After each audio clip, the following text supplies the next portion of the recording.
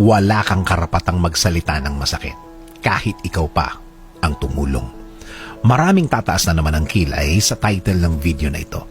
Kapag tumulong tayo, tutulong tayo ng kusa, tutulong tayo ng buong puso, tutulong tayo ng bukal sa loob.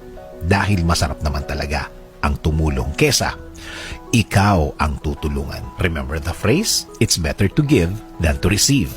Kapag ikaw ang tumulong, kapag ikaw ang nagbigay, alalahanin na ang binigay mo ay para sa ikabubuti ng taong tinulungan mo.